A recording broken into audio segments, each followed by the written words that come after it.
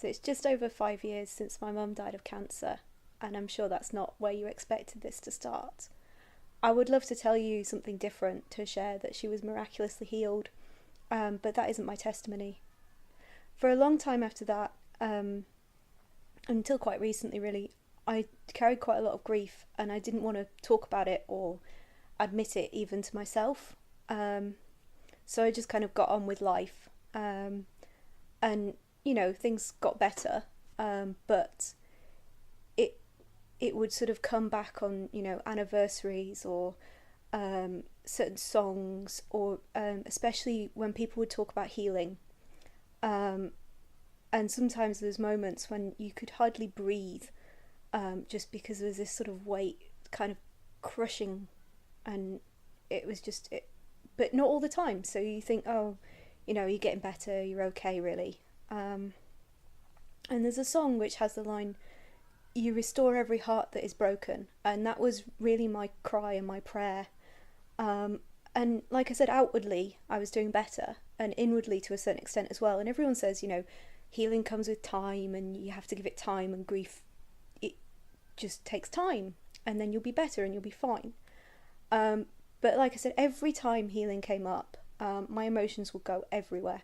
I'd be angry at God, at myself, at whoever was talking about healing, at the whole world, and there'd be a lot of sorrow and grief, and I think really just a sense of frustration as well. I wanted to see people healed. I didn't want to see anyone else in the same position I was in, having lost someone they loved. And I wanted to believe without reservation, but I just felt like I couldn't because I'd seen evidence to the contrary. Anyway, a few months ago, a healing conference came up at church, and it was the day before Mum's birthday would have been, so I didn't really want to go, but I couldn't actually come up with a very good excuse not to go. And so I did.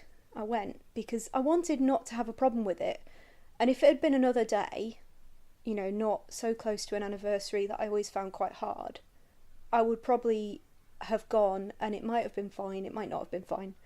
But anyway, I went along to this, and the morning was really tough, and I was sat there and I was just like, I want to believe this, but you're not giving me the right answers, and I don't understand.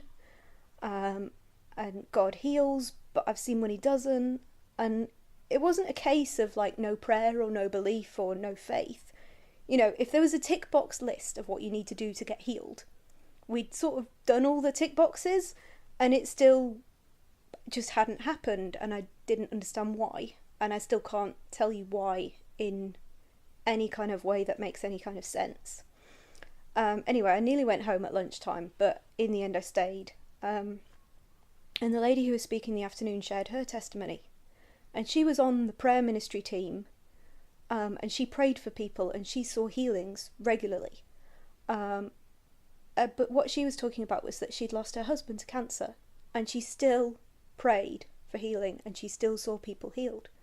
And that just really hit me that, okay, she's walking in the same sort of situation I've been walking in, and she is still seeing healing, she's still seeing miracles. And I wanted to see that myself. So I went up to her at the end to speak to her and to ask for prayer, because I really wanted to be able to pray for healing and not have a fear that I was actually messing it up for whoever I was praying for. I'd kind of got myself in this slightly weird situation where I didn't want to pray for people to get healed because my faith wasn't 100%. So I thought, if I pray for them without my faith being 100%, then they're definitely not going to get healed because I don't have enough faith. Which, when you say it out loud like that, sounds really stupid. But I really kind of got caught up in that, and it was all twisted in my head. Anyway, when she prayed for me at the end, I felt like something was different. It wasn't a case of I'd hyped myself up into being okay for a bit, or push things down so that I could just keep going and get through the day, get through the month, get through what I needed to do. It was just, I just felt like okay. Not like great, hyper, bouncing off the walls, just okay. And so I didn't want to say anything to anyone at first, because I was like, well, I felt okay before, and it kind of hasn't lasted. or it's lasted for a bit and then something's really knocked me and I've been not okay for a couple of days and then it's been okay again. And it was really up and down. And I think that, that is part of grieving, and, sometimes you are okay and sometimes you're not, and there's nothing wrong with that. But anyway, I went to a worship conference over the summer, and there was a song that's always made me cry, and it made me cry again then. And one of the lines in it is, "You restore every heart that's broken," and that song had been something that I'd really sort of prayed for and wanted to see, this kind of restoration. And actually, I knew as I sung it that time that I was singing it from a different place. I was singing it as testimony and not as the cry of my heart anymore. It's not to say that I still love that song, but I'm not singing it from a place of desperately chasing after this or desperately wanting this to be true. I'm now singing it looking back and knowing that is true, and that's what God's done for me. God does restore every heart that is broken. It's not time. Everyone who talks about grief says, oh, you've got to give it time. Time heals everything.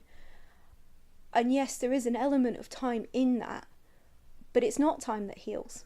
It's not following a step of steps. It's not pushing it to one side. It's not talking it out. It's not any kind of therapy. It's God. God restores. Nothing and no one else can. Not in a lasting way that gives real peace. So my testimony isn't one of physical healing, and it's perhaps not one that starts where you expect. But if your heart is broken, if you've lost someone, if you were robbed of a loved one, God restores. And my prayer is that if you are where I was, that you find God's peace and that you find God's restoration. And I pray that you will find someone to pray with you and to stand with you in agreement in this.